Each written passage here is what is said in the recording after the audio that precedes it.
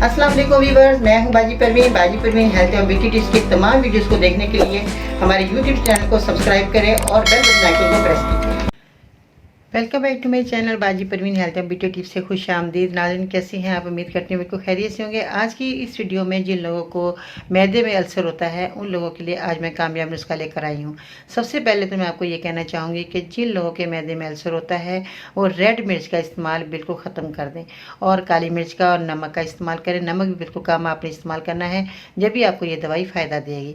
अब आपने क्या करना है कि तुख्मे कूंचा आपने इस्तेमाल करनी है और इसके बाद आपने तुख्मे कूंचा जो एक नंबर आपने लेकर आनी। तुख्मे रेहान आपने इस्तेमाल करनी है। तुख्मे रेहान आप ये देख रहे हैं, इसके जो बीज हैं आप देख रहे हैं बिल्कुल बारीक हैं और छोटे हैं, और जो तुख्मे बलंगा होती है उसके बीज थोड़े बड़े होते हैं, वो आप देख लीजिएगा कि आपको फ़र्क खुद नज़र आएगा।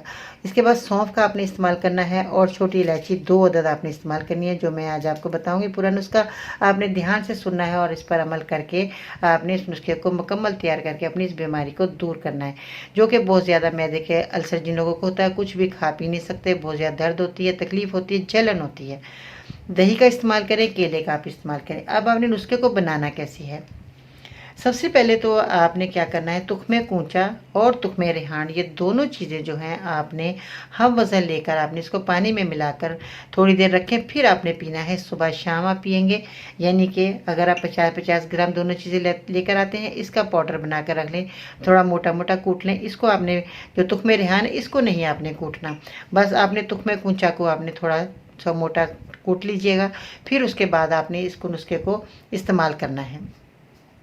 अब आपने कहवा कैसे बनाना है, कहवा जो है आपने इस तरह बनाना है कि 40 पुदीने की आपने पत्तियाँ लेनी है, अदरक आपने 2 इंच का टुकड़ा ले लेना और 2 अदद आपने छोटी इलायची, 1 चम्मच आपने सौंफ। अब आपने 1 गिलास पानी लेना है, इसके अंदर आपने इस कहवे को बनाना है, यानी कि सारी चीज़ें डालकर आपने अच्छे तरीके से कहवे को बना लेना। जब ये देखें कि थोड़ा अच्छे तरीके से अच्छा कलर आ गया है, पक गया है, आँच को बिल्कुल आपने कम रखना है, ज़्यादा तेज़ नहीं करनी कि पानी आपका जल्दी से जल जाए और चीज़ों का जो दवाई है इसका असर पानी में ना आए। इसको हल्की आंच पे पकाने के बाद आपने सुबह शाम इस पानी को पीना है। खाना खाने के बाद या पहले खाने से आप पी सकते हैं। 2 हफ्ते अगर आप ये नुस्खा ले लेते हैं तो आपके मैदे का अल्सर ख़त्म हो जाएगा। आप ये आजमा कर देखिएगा, नुस्खा बहुत अच्छा है, बहुत कामयाब नुस्खा है जो मैंने आज आपकी खिदमत में पेश किया। बहुत शुक्रिया, आपने मुझे इतनी ज़्यादा देखा, सुना और मेरे नुस्खे को जो मैंने आज बताया इसको बनाकर अमल भी आपने का लाजमी करना है। अब आते हैं खूबसूरत बात की तरफ। उम्र से ज़्यादा हालात इंसान को जल्द बूढ़ा कर देते हैं। इंसान को काम और मेहनत से इतनी थकावट नहीं होती जितना लोगों के रवैये थका देते हैं। अपना ख्याल रखिएगा। आई होप कि आपको मेरी वीडियो बहुत पसंद आएगी। लाइक करें, शेयर करें, मेरे चैनल को सब्सक्राइब करना मत भूलिएगा और बेल बटन आइकन को ज़रूर प्रेस कीजिएगा ताकि इस तरह के मुफीद और कारगर नुस्खे आप तक बहुत जल्द पहुँचते रहें और आप अपनी बीमारी को दूर करते रहें।